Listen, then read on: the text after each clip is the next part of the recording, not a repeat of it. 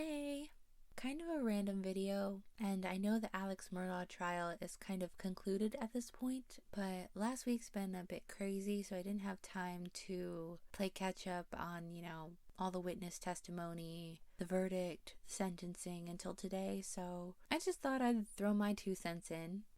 And it's kind of funny. I mean, I like true crime TV, but normally I don't watch like trials and stuff because I think they're a bit boring.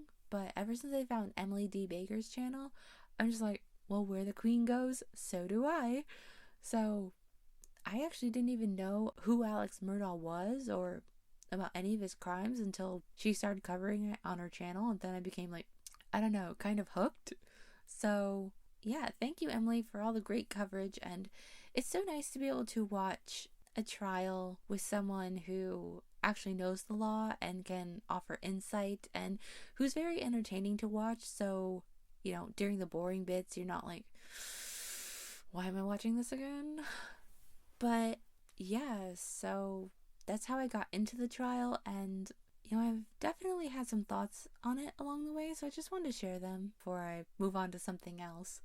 So yeah, like I said, I didn't know who Alex Murdaugh was or anything about the Murdaugh family before this trial began, but now that I do, it's just like, wow, he has done a lot. Like, that man has been busy, and not in a good way. So if you haven't caught anything about the trial, real quick, Alex Murdaugh is a former lawyer person accused of killing his wife and son, and one of the main theories I keep hearing as to why he did it was in an attempt to try and cover up or stem the flow of the other financial crimes he'd committed coming to light. And not even just financial crimes, there are a lot of mysterious deaths surrounding this family. Like, somehow people who could pose a threat to this family just wind up being, in an accident.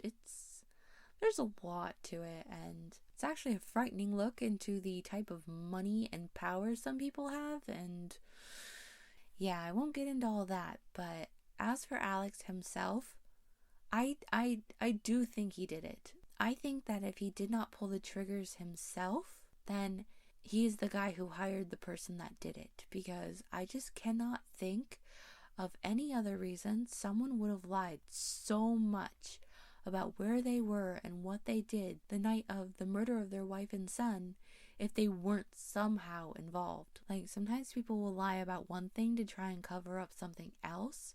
So I suppose it's always possible that he was lying to try and cover up something regarding the financial side of things rather than the murders, but I really don't see how lying about where he was and what he was doing that night would have accomplished that. I don't know if that makes sense, but yeah, I think he was involved, and I personally think he pulled the triggers himself. That timeline is just way too close. Being at the kennels with your wife and son mere minutes before they were both shot multiple times, and somehow you just managed to, quote, get out of there minutes before it happened. Like, I think it was like 4 minutes, something like that. And he was on a golf cart too, something according to him takes a couple minutes to get from the kennels to the house or whatnot. So it's like, dude, I really don't think that you would have had time to even get back to the house on that golf cart before the murder started. Ergo, you would have heard them, and most people would be like, gunfire on my property.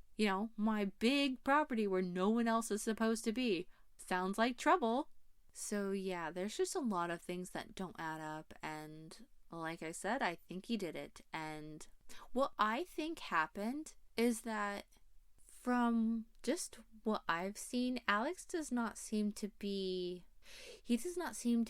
very good at thinking of long-term consequences or thinking out something really well in advance. He seems to run into trouble, panic, and then just throw something together to try and make it go away. Just like with, I can't remember what happened to bring it on, but a couple hours later, he tried to get someone to shoot him to, like, deflect away from that.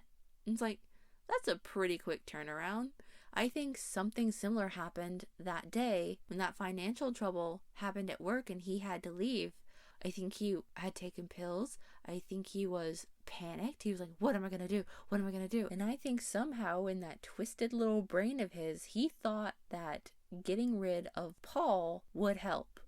And I say Paul because I don't know if I believe he ever intended to kill Maggie. It might have been a situation where he had been intending to kill Paul and she was just in the wrong place at the wrong time. I don't know. It's a little hard to figure out when he's never going to admit to what he did, let alone explain why he did it. So you kind of have to just form your own theory. And that's kind of mine. I mean, I can almost see where the logic for Paul comes from. Not that I agree with it. Obviously, it is still a monstrous thing to do. But if you have that kind of money and power and entitlement and you're used to making your problems go away, it's kind of easy to connect the dots the way I imagine he probably did. You know, none of this would have happened without the boat crash. The boat crash that Paul was allegedly responsible for, brought all of this to light. It's not going away. If Paul goes away, the boat case goes away, and so will this too. It will all just go away and everything will be okay again.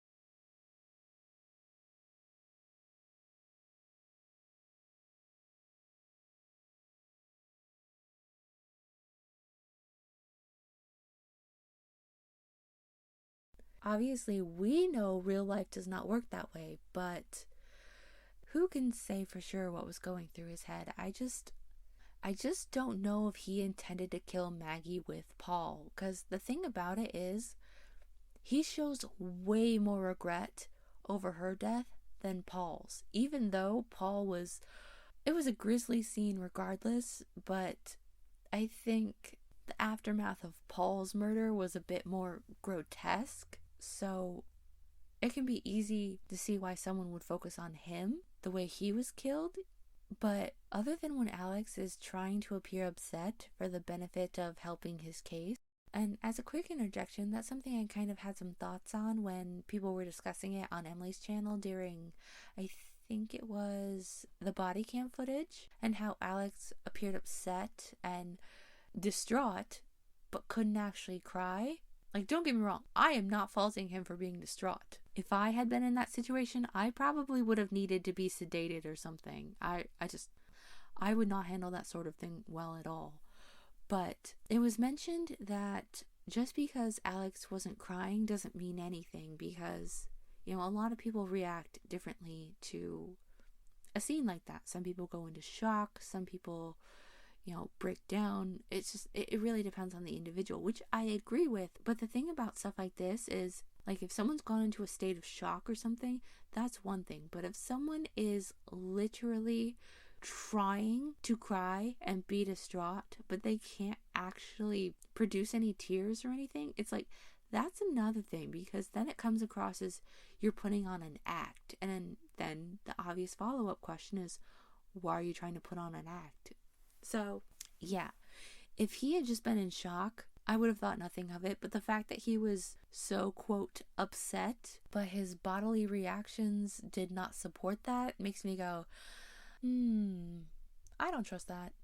Anyway, he seems way more upset about Maggie than Paul, because when he talks about Paul, you know, it's almost like he's just relaying information, like it's something that he didn't even personally experience. It's just a sad story that he knows.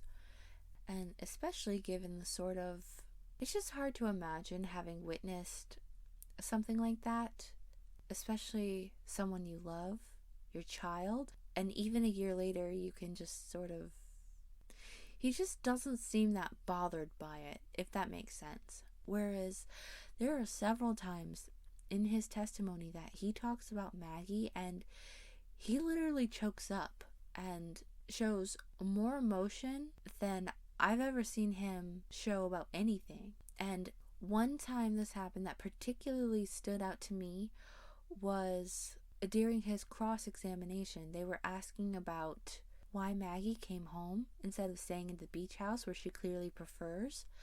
And Alex, just the way he got upset and talked about how he found out after they'd been murdered that she came home because she was worried about him. No, I'm saying I found out afterwards why she came home, Mr. Waters. Okay. And she came home because she was worried about me. So I'm going to be clear about that. I did not learn that until I think the day after she got killed. And I learned it from Blanca. Blanca actually showed me the text that she sent her talking about being worried about me.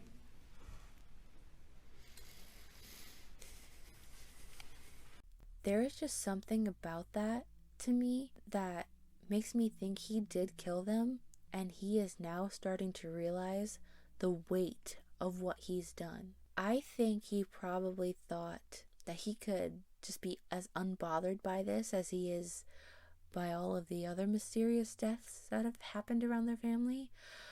But I think it's starting to dawn on him that he probably did this to try and save his own skin and stop the flow of the crimes that were coming to light. But he killed them and they came to light anyway. And now I think he's starting to realize that he killed two of the few people in the world who loved him for him, who knew what he was, to some degree anyway, and still loved him. Not for money, not for power. They were his family.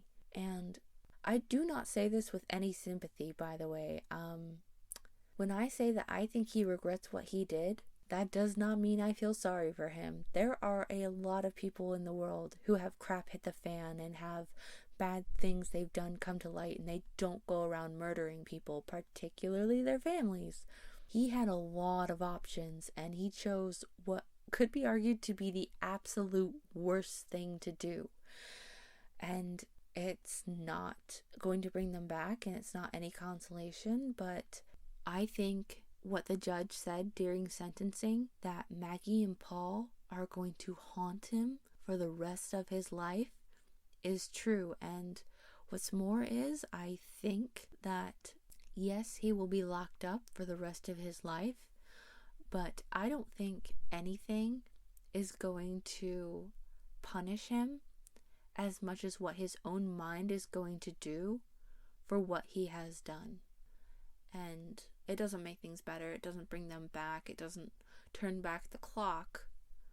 But it's something anyway. To me, it's just better than if he was walking around without a care in the world. But yeah, that's pretty much all I had to add. I just really wanted to point out that I don't really think he wanted to kill Maggie. I really think it might have been a case of wrong place, wrong time. And I think he regrets that more than anything. In fact, I think it's probably the only thing he regrets besides, obviously getting caught. But yeah, if you've been keeping up with the trial, or even if you haven't, let me know what you think. Do you think he did it? Do you think the state proved their case beyond a reasonable doubt? Do you kind of disagree with the way they handled the scene? Like, I do, me personally, I think the person who decided to call in SLED rather than let the locals handle this case was a really smart cookie, but I do think the way the scene was treated and kind of trampled over in some places, that was a little bit unprofessional. Yeah, just let me know what you think. And I hope everyone has a great weekend. Right now, here, the sun is out, the snow is melting, and it's a really nice day. I mean, I love winter, but I'm kind of ready for spring. So, yeah. Thank you for watching.